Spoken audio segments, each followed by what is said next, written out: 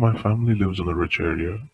Both my parents are very successful stockbrokers, and money has never been a concern for us. They retired a couple of years ago and now generally spend their time socializing with the locals in our area. My parents are both quite charming and easygoing, and generally speaking, they've been fairly popular as long as I can remember.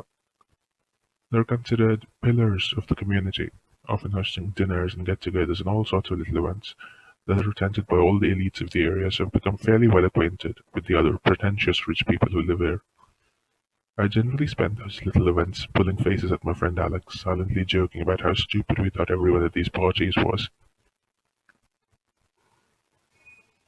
There's been a sudden spike in the number of missing persons cases involving children in our area in the last 2 years.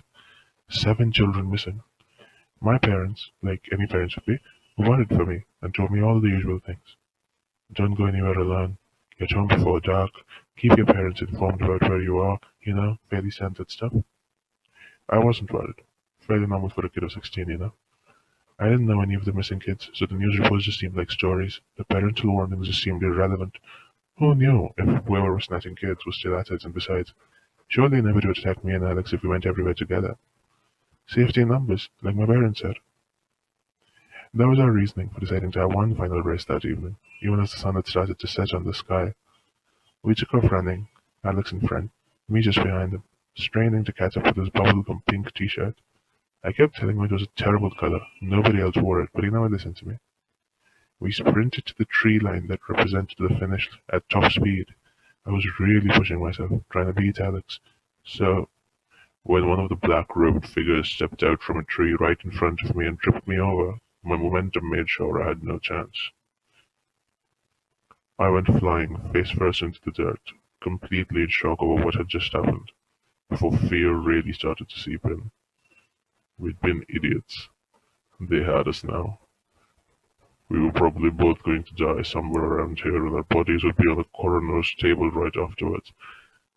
As the terror mounted, I scrambled to my feet and spun around, only to see nothing. The black-robed figures were gone. So was Alex. When I told my parents about what had happened, they went ballistic. How could I have stayed out late disobeying one of the very few, very simple rules that I should have been listening to? Never go out in the dark. Never go out in the dark. Surely I had to shoulder some of the blame for his disappearance. My parents reported it, and I was questioned by the cops. I gave them answers to the questions they asked as best as I could, enough for them to launch a search and rescue for Alex.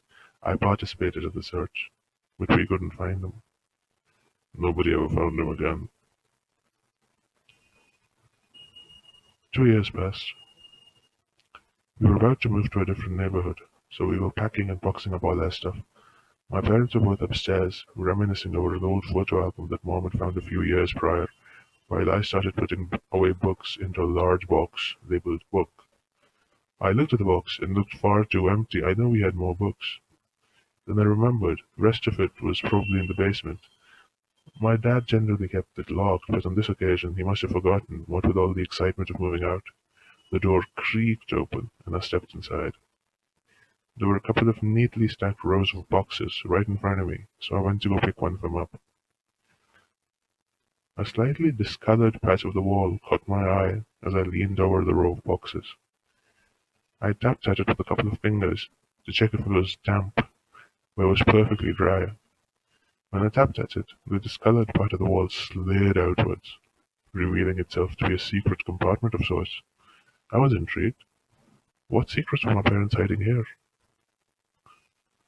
I picked up the little box in the compartment and opened it. In that moment, my life changed forever.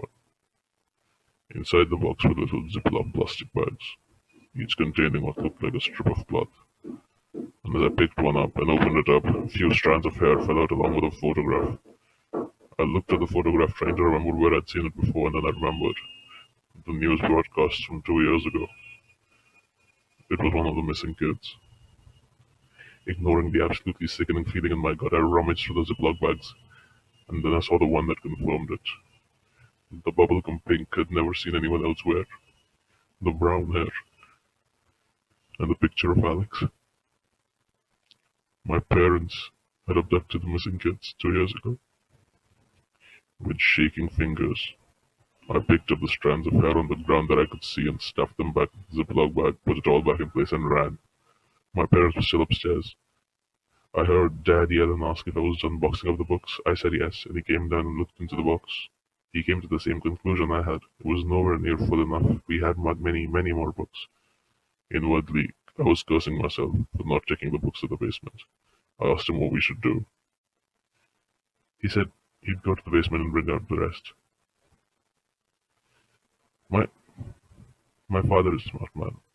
He saw my face, already pale, drained completely of color.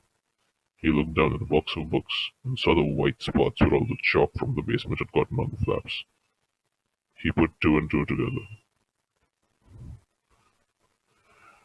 I heard him yell for my mother as I ran out of the house. I heard him yell in frustration when he saw that I'd taken the car keys. I drove, and I drove for what felt like hours, somehow keeping myself under the speed limit. I drove over the state border, ditched the car, got a rental, and got a motel. I can't go to the police. I have no evidence. I'm accusing one of the richest men in the state of being responsible for one of the worst crimes in the last decade of the state, which just get me laughed at and make it easier for them to find me. I don't know what to do, but for now, I'm looking over my shoulder. Stop